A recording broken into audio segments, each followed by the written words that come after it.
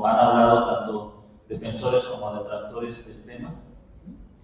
Hemos escuchado en los medios de comunicación, en distintas plataformas también, hemos escuchado sobre este tema, quienes defienden, quienes están en contra. Se ha hablado desde una perspectiva médica, se ha hablado desde la perspectiva de la educación, incluso desde un punto de vista legal de los derechos de las personas. Y quiero en esta noche abordar el tema desde una perspectiva teológica. Ya se ha hablado mucho a través de la ciencia, de la medicina, de la educación, de la filosofía, incluso de la religión, de los puntos legales también, y quisiera en esta noche abordar el tema desde una perspectiva teológica. ¿Cómo nosotros, los creyentes, entendemos este tema y cuál es nuestra postura? Y no solamente cuál es nuestra postura, sino incluso qué es lo que podemos hacer en relación a esto. Déjeme decirle que básicamente la homosexualidad está relacionada o está también defendida por lo que se conoce como la ideología de género. La ideología de género, algunos dicen que la ideología de género fue un término acuñado por la religión y que ha tomado una relevancia en los últimos años. Y la ideología de género tiene fundamentalmente, y en resumen, tres pilares que defiende. Uno, el liberar, como dicen ellos, particularmente a las mujeres de la construcción social. Ellos piensan que el actuar como hombre y el actuar como mujer es una construcción social, que no está determinado por la sexualidad, que no está determinado por ser hombre o ser mujer, sino que esto está determinado por la sociedad. La sociedad dice cómo debe ser un hombre y cómo debe ser una mujer. Entonces, la ideología de género lucha en contra de esto. Ellos piensan que para liberar al hombre hay que liberarlo de esa estructura social que se ha impuesto sobre el hombre y particularmente sobre la mujer. El segundo pilar que defienden, la segunda postura que defienden es la adopción homopaternal, es decir, que hombres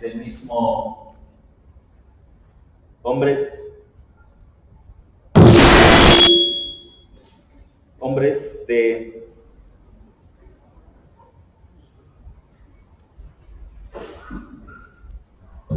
sexo tengan derecho a la adopción. Y el tercer punto que defienden es el derecho al aborto, o como ellos lo llaman, la interrupción del aborto. Son, en resumen, y básicamente los tres pilares que defiende la ideología de género. Lo que quisiera que en esta noche hiciéramos, hermanos, es una reflexión del ser humano a la luz de la palabra de Dios. Este asunto de la homosexualidad va más allá de los aspectos superficiales que se tocan. Tiene que ver con un aspecto que es muy importante y tiene que ver con el tema de autoridad. Porque en esencia, si hablamos de el hombre y de la mujer y de la conducta de ambos, tenemos que llegar a una postura final. ¿Quién determina qué es el hombre y qué es la mujer? ¿Quién lo determina? La ideología de género va a responder, lo determina la sociedad. La sociedad determina cómo es un hombre y cómo es una mujer. Y ya que la forma en que se comporta el hombre y la mujer es una costumbre que se ha arrastrado a lo largo del tiempo, tenemos que romper con esa estructura y tenemos que liberar a los hombres, a las mujeres de estas estructuras. Lo segundo que quiero que entendamos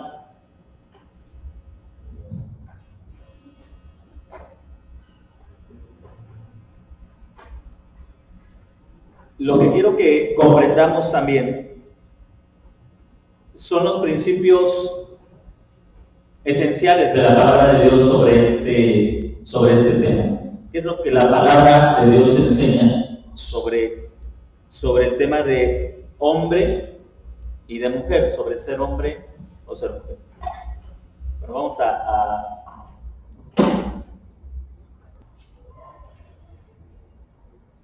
Bien.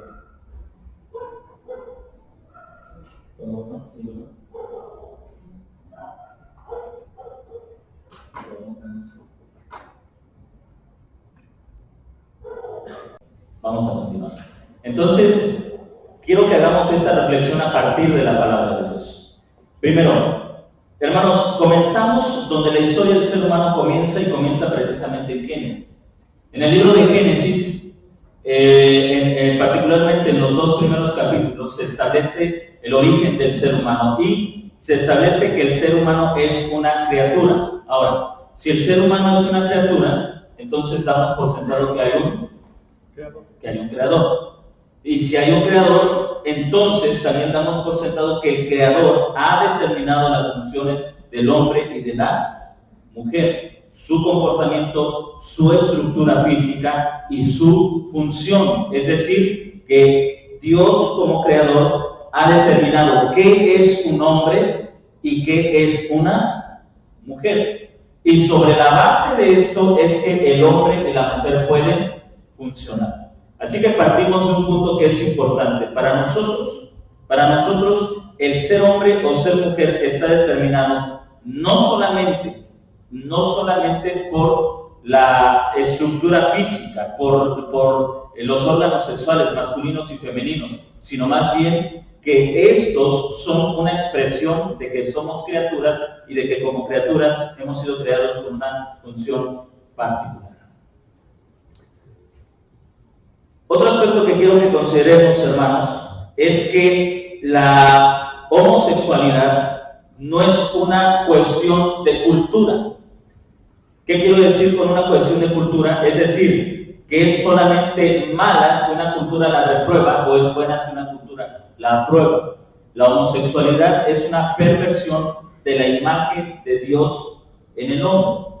Ahora, quiero que vayamos a otro punto en particular. Todo pecado, y no solamente la homosexualidad, es una perversión de la imagen de Dios. Todo pecado, porque nosotros fuimos creados a imagen y semejanza de Dios. Todo pecado que comete el hombre es una perversión de la imagen y semejanza de Dios. La homosexualidad, la mentira, el robo, el adulterio, la idolatría, todas estas prácticas pecaminosas son una perversión de la imagen de Dios. ¿Por qué quiero decir esto, hermanos? Porque creo que nosotros como iglesia debemos enfocar nuestra atención a luchar en contra del pecado y no en contra de un pecado. ¿Sí? En contra del pecado y no en contra de un solo pecado. Muchas veces perdemos esto de perspectiva y la iglesia enfoca todo su esfuerzo a luchar en contra de un solo pecado, como si solamente un pecado fuera el que ha pervertido la imagen de Dios en el hombre. Al ser nosotros creados a imagen y semejanza de Dios, eso nos lleva también a una esperanza. Si el hombre ha sido creado a la imagen y semejanza de Dios, eso significa que el hombre puede ser también redimido, y eso nos da esperanza. No importa en qué pecado se encuentre el hombre puede ser redimido de esa conducta pecaminosa. Si nosotros leemos la carta del apóstol Pablo a los Corintios, podemos ver que la iglesia de Corinto estaba formada por hombres y mujeres que antes de ser creyentes practicaron la prostitución, practicaron la homosexualidad y practicaron estos pecados que eran muy comunes en la sociedad corintia. Y el apóstol Pablo escribe acerca de ellos: eso fueron algunos de ustedes, pero ahora no lo son más. Eso significa que no importa cuán grave sea el pecado, el ser humano es redimido, puede ser rescatado a través del Evangelio. El escritor a los Hebreos, en el capítulo 2, asegura que Jesús vino no por los ángeles, sino por la descendencia de Adán. Y haciendo pues referencia específicamente al ser humano y desde luego a aquellos que Dios había elegido para ser salvos. Pero esto nos da una esperanza, hermanos. Nosotros estamos viviendo en una sociedad que está pervirtiéndose en muchos aspectos y nosotros como iglesia debemos entender que lo que da esperanza para que estas personas que están en el pecado, como nosotros en alguna ocasión lo estuvimos, en algún momento de nuestra vida lo estuvimos, pueden ser redimidos por la predicación del Evangelio. No hay pecado que no pueda ser perdonado que Cristo no haya llevado en la cruz del Calvario. No hay pecado que no pueda ser perdonado en y a través de la fe en Jesucristo. Los roles que el hombre y la mujer entonces deben vivir en la sociedad no son una construcción social, han sido determinados por la palabra de Dios. Pero tocando este punto, yo quisiera también, hermanos, señalar que la iglesia ha cometido a lo largo de la historia muchos errores en cuanto a la vida del hombre y de la mujer. Es cierto que la Escritura señala con claridad el rol del esposo y el rol de la esposa, pero también es cierto que la iglesia a lo largo de su historia ha cometido abusos en estos roles. En muchas etapas de la historia de la iglesia hemos visto cómo la iglesia incluso ha impulsado el machismo y ha impulsado una sujeción ingenua de la mujer hacia el hombre.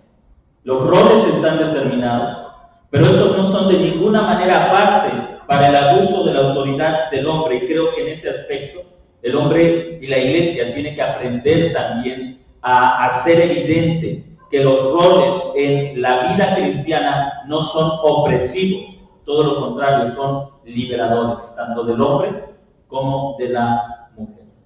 Uno de los aspectos que ha sido esencial o que ha contribuido a la homosexualidad es la paternidad, particularmente el ejercicio de la paternidad del esposo de una forma dura y sin comprensión. Algunos teólogos, algunos historiadores también encuentran que las sociedades patriarcales, ¿qué es una sociedad patriarcal? Una sociedad patriarcal es una sociedad gobernada por los hombres. Que en las sociedades patriarcales es más común el homosexualismo que en otras sociedades que no son patriarcales. ¿Qué quiere decir eso?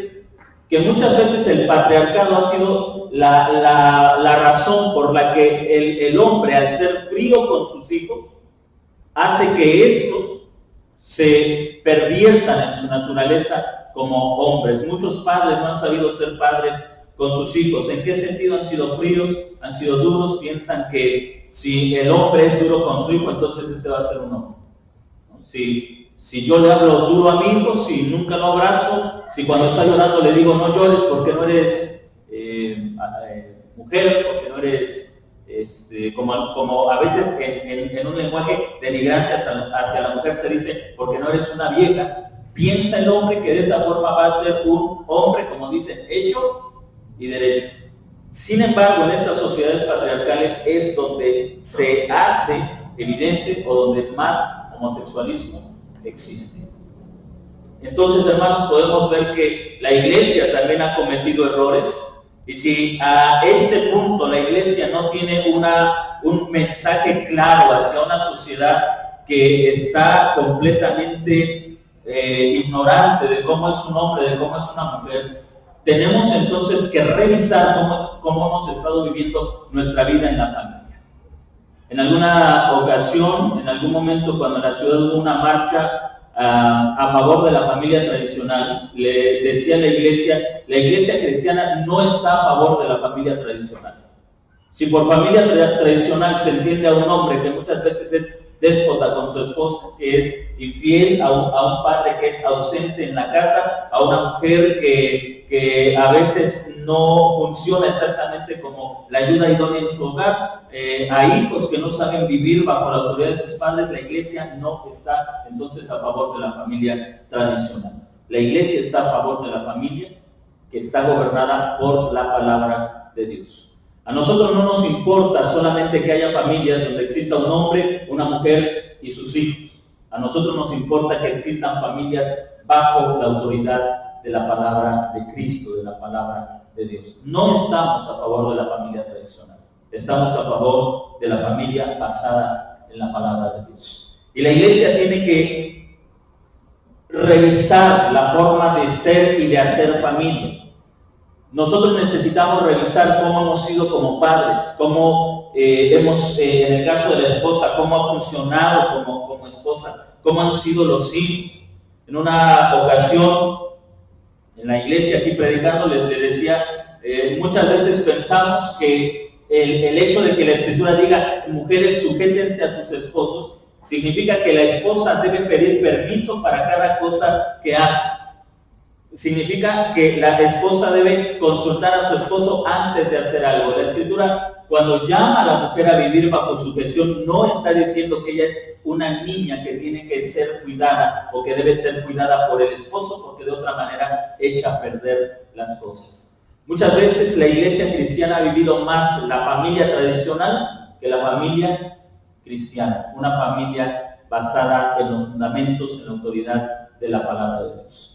En la Escritura vemos a hombres que son fuertes, que son vigorosos, pero que saben tratar también con ternura, que saben tratar con amor a sus esposas. El Cantar de los Cantares, si ustedes alguna vez lo han leído, y aunque muchas veces se trata de espiritualizar y se trata de decir que el Cantar de los Cantares es un libro de que habla acerca del amor de Cristo hacia la iglesia, en realidad el Cantar de los Cantares es una composición de un hombre hacia su esposa o hacia su prometida. ¿Y qué vemos aquí? Pues vemos a un hombre que es fuerte, que es viril, que es un rey, que ejerce dominio, que tiene poder y que sin embargo es capaz de amar a una mujer con la mayor ternura, no se siente menos hombre por decirle a su esposa, eres como palomas en medio de la peña, no siente pena por expresar ese amor. Muchos hombres, incluso en la actualidad, sienten pena de darle una muestra de amor a su esposa si están en público, o si están, sobre todo, si están con la familia. Si el hombre está en casa de sus padres, si el esposo está en casa de sus padres, muchas veces se siente cohibido a una muestra de amor. ¿Por qué? Porque la sociedad machista o patriarcal dice que un hombre, si es hombre, no debe mostrar ninguna señal de cariño, porque eso va en contra de la hombría. ¿Qué encontramos en Cantares? Encontramos a mujeres que también corresponden y que también saben hablar de forma cariñosa a sus esposos. Ahora, en las sociedades patriarcales, las mujeres no pueden expresar su amor públicamente. ¿Por qué? Porque eso es vergonzoso para el hombre. Eso es vergonzoso rebaja su masculinidad. Hermanos, la iglesia tiene que buscar, tiene que regresar a la palabra de Dios. Si vamos a luchar en contra de la ideología de género, en contra de la homosexualidad, nuestra lucha no va a estar en las calles, no va a ser haciendo marchas en contra de la práctica del pecado, no va a estar únicamente inconformándonos o hablando en contra de ello. La iglesia tiene que revisar sus fundamentos y tenemos que empezar con nuestras familias. ¿Cómo estamos viviendo en familia? Ahí es donde comienza la lucha contra la homosexualidad. Ahí es donde enseñamos a nuestros hijos a honrar a una mujer, a amar a una mujer, a respetar a una mujer. Ahí es donde enseñamos a una mujer, o donde una hija aprende a cómo ser mujer, la dignidad que tiene, el valor que tiene, y que el hecho de que ella pueda, o que haya sido creada para ser ayuda idónea de un varón, en ninguna manera la pone como menos o demerita su dignidad como mujer. Muchos de nuestros jóvenes en las iglesias cristianas han comprado toda la ideología de género, y la iglesia misma, las familias mismas, nos hemos visto impotentes, hemos sido incapaces de enseñar a nuestros hijos la verdad sobre ser hombre y ser mujer. Muchos hombres pueden decir, yo no me quiero casar porque hoy las mujeres, por ejemplo, hoy las mujeres no son fieles. La iglesia cristiana tiene que combatir esos pensamientos absurdos. O las mujeres pueden decir, yo no me caso porque no necesito de un hombre. La Biblia nos enseña, por ejemplo, Pablo a los Corintios en el capítulo 11, enseña que el hombre y la mujer fueron creados ambos para el matrimonio. Y que el hombre y la mujer encuentran su significado y que encuentran su plenitud dentro del matrimonio, no fuera de él. Pero muchas veces incluso desde nuestros púlpitos se habla mal del matrimonio. ¿Y qué es lo mejor? Pues la ideología de género. Porque la ideología de género le enseña a nuestros jóvenes cosas como, en realidad, el matrimonio no tiene ningún propósito. Tú puedes tener una plenitud sexual sin casarte, y no solamente con una mujer. Lo puedes tener con una persona de tu mismo sexo, hombres con hombres, mujeres con mujeres. Incluso abre la posibilidad a la paidofilia o la pedofilia. Y a todo tipo de aberración sexual. Así que, hermanos, creo que el asunto de la homosexualidad comenzamos a combatirlo cuando nosotros como iglesia regresamos a los fundamentos de la familia, regresamos a la esencia de la familia y podemos entender lo que realmente significa ser hombre y lo que realmente significa ser mujer y cómo se constituye una familia basada en la palabra de Dios. Hermanos, tenemos una sociedad que necesita aprender y que necesita, hermanos, ver que la familia tradicional no es la esperanza para la sociedad, que la esperanza para la sociedad es la familia cristiana. Y si la iglesia cristiana ha sido callada, es porque nosotros como familias hemos dejado de vivir bajo la palabra de Dios. Hemos dejado de practicar los principios de la palabra de Dios en nuestras familias. Se puede ver en nuestras sociedades, en nuestras iglesias, se puede ver el machismo, se puede ver el feminismo, se puede ver incluso una ideología de género cristianizada. Porque aunque es cierto, muchas familias no van a aceptar abiertamente las relaciones homosexuales, aceptan muchos de los principios de la ideología de género. ¿Y a cuántos pasos estamos de que la iglesia comience a aceptar la homosexualidad? En Estados Unidos, no solo las iglesias liberales la han aceptado, iglesias conservadoras.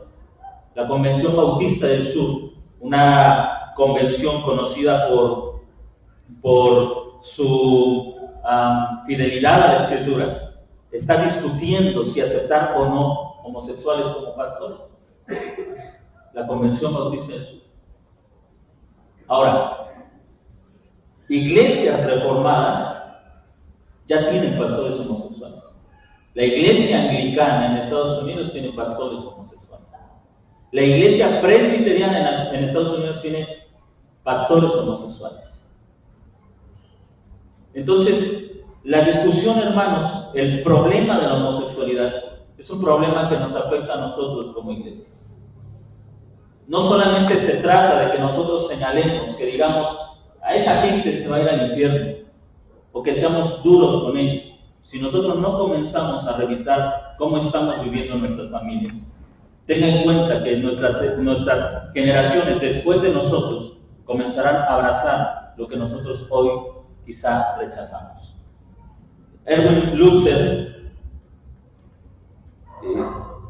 hace una analogía. Él dice, piensa usted que está en un barco y que en un bote muy grande, usted está en un bote muy grande y en un extremo del bote está una persona que dice, quiero hacer un hoyo al bote. Usted se acerca y le dice a la persona, oye, no hagas ese hoyo, nos va a afectar a todos. Y le dice, no lo voy a hacer de tu lado, lo voy a hacer de mi lado. Y usted dice, está bien, es tu lado, haz ese hoyo. Para que momentos después se dé cuenta que aunque haya sido de su lado, eso también le afecta. Lo que está viviendo la sociedad nos afecta a todos nosotros. Y Jesucristo dijo que la iglesia está aquí para ser sal y luz de la tierra. Nosotros no podemos decir, en la iglesia nunca nos va a pasar, si no revisamos lo que estamos haciendo como iglesia. Entonces, hermanos, nosotros o nuestras generaciones van a cosechar nuestra indiferencia y nuestra ignorancia. Estamos aquí para darle esperanza al mundo, no para ocultarnos de él y no para condenarlo, sino para llamarlos al arrepentimiento. No podemos condenarlos más de lo que ya se encuentran. La gente sin Cristo está muerta en sus delitos y pecados. Estamos aquí para llamarlos al arrepentimiento y para mostrarles cómo los hombres pueden ser realmente hombres bajo la palabra de Dios, cómo las mujeres pueden ser realmente mujeres bajo la palabra de Dios y cómo se puede vivir la vida en plenitud en matrimonios. Tenemos una gran tarea que realizar. Y tenemos que hacer esta tarea basados en la palabra de Dios. No podemos ignorarla. Y tampoco podemos pensar que nosotros somos inmunes a esta situación. No podemos pensar eso. Tenemos que dar esperanza a quienes están a nuestro alrededor.